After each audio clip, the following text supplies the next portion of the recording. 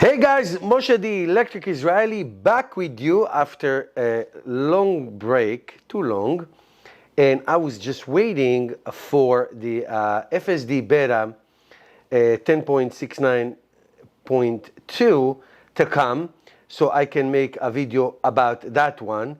And the first video I made is, as you can see, in the neighborhood. I'm going down, if you know a little bit of northern New Jersey, I'm going down to downtown Morristown to see a very, you're going to see it, excuse me, you're going to see it in a minute.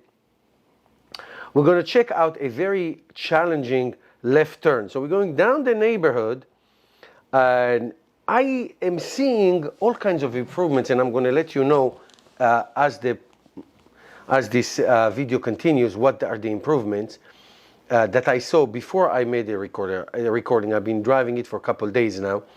So it's going to make a left turn right here in the neighborhood, passing parked car easily. It used to be like a big challenge, these parked cars. Not anymore. It's making this left turn, and now it's going to come into this intersection that literally have very little visibility. So it's going to stop at this stop sign. It's going to have that imaginary blue creep lane. Even for a regular driver, I drive this intersection all the time.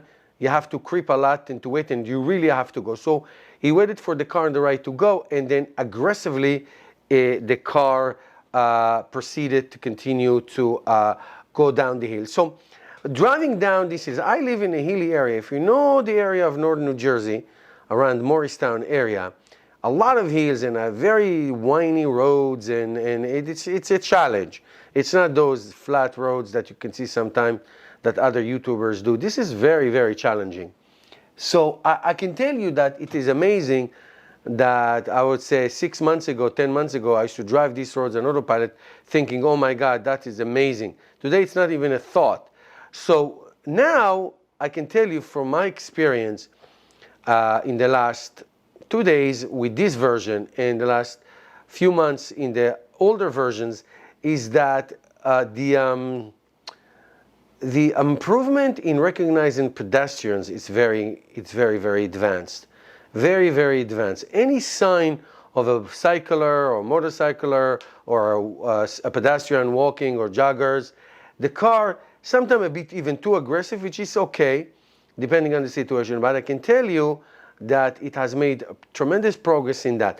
Now, I can also say, but it's not 100% yet. It's not 100% yet, that the steering wheel still shakes in certain situation.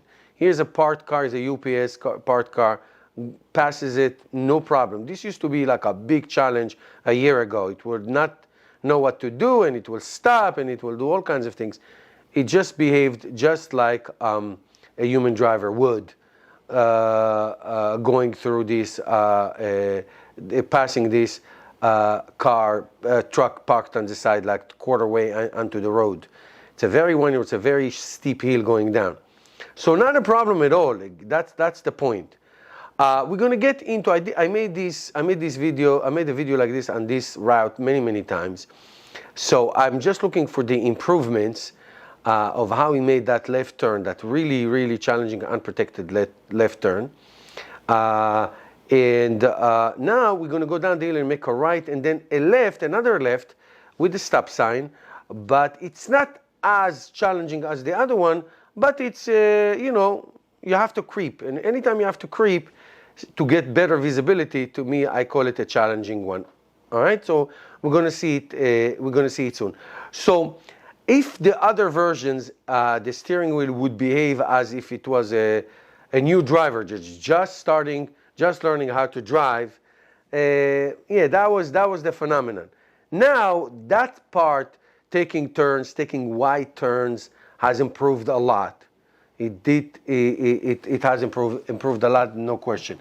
But there's still all kinds of issues that certain routes I tested, that again is doing this. So he's going to make this right turn, easy peasy, no big deal at all. And then down the line, when it goes make that left turn, the wheel will shake a little bit, but not as aggressively as it used to in the past. So in every which area it has improved. One thing I can tell you, and if you do videos like this, if you saw it differently than mine, please comment. I saw it this morning. See this school bus passed? In the morning when kids go to school, when the school bus stops and put the yellow flashing light, then the red flashing light, then the stop sign, the Tesla cars don't stop. They just keep going. I mean, obviously, I won't let it do it, but if I will let it do it, it will just keep going. It will not stop for school buses, which is, of course, a huge no-no. So I absolutely don't allow it, but as of now, that's not FSD. That has to be solved. Also, and again, let me know if you have that experience when it gets to a red light with a no turn on red sign, it still makes that turn. I let it do it once or twice in the morning when nobody was there, just to see if it's actually going to do it and just creep. And it actually went through that red light, making a right turn on an intersection that you are not supposed to do a red light. So I would say to you that the bus ride and the school bus stop doesn't respond. That's terrible. That's like life and death. And red, no turn on red still doesn't. So here's that second left turn I told you. It's going to let this car obviously proceed, and then there will be all kinds of cars coming from the left and then coming from the right, trying to make a left. Here's that red car making a left, and is another one that is making. Now, I would have creeped already. And soon we'll wait for the next two cars to pass, and I would have creeped even more and gone, but he waited a little bit too long, and then at this point he really, as you can see in the speedometer, I by the way use kilometers, not miles, so it went pretty aggressive. You know, the next challenge, this one was a funny one. First of all, this is a very bad road, so it's going to be a lot of jumping and a lot of road noise, but it's going to get smoother in a minute. I did a voiceover, so you don't have to listen to this road noise because it was really tremendous. And then this road is going to split into two, and my car is going to choose to stay on the right side, but there was a little problem, as you're going to see soon.